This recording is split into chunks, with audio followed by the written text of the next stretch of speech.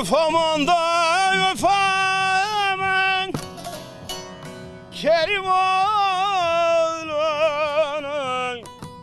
sandalı da sandalı.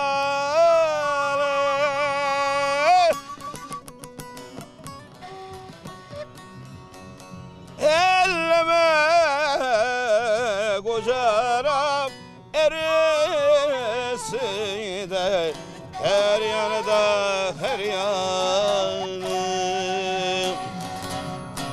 Elleme kocaram erisi de her yanı da her yanı.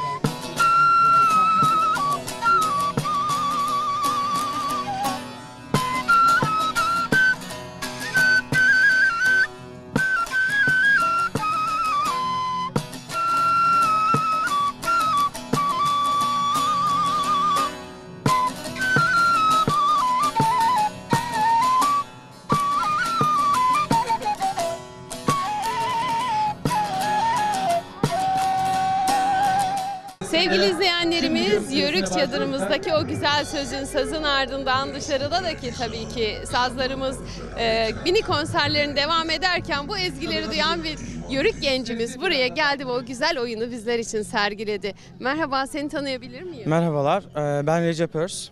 Akşehir Konya'dan geliyorum. Akyörükleri temsilen geliyorum. Bir genç olarak böyle faaliyetlerde bulunmak gerçekten beni aşırı hoşnut ediyor. Buradan geçiyordum, festival alanında dolaşıyordum. Bir baktım 2 tane hocam oturmuş, benim en sevdiğim zeybeyi çalıyorlar. Kerimoğlu ezgisini duydum.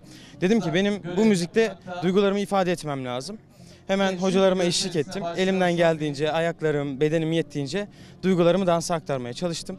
Teşekkür ediyorum böyle belediyelerimize, derneklerimize böyle organizasyonlar düzenledikleri için ve bu şekilde katılım gösterdikleri için de derneklerimize çok teşekkür ediyorum.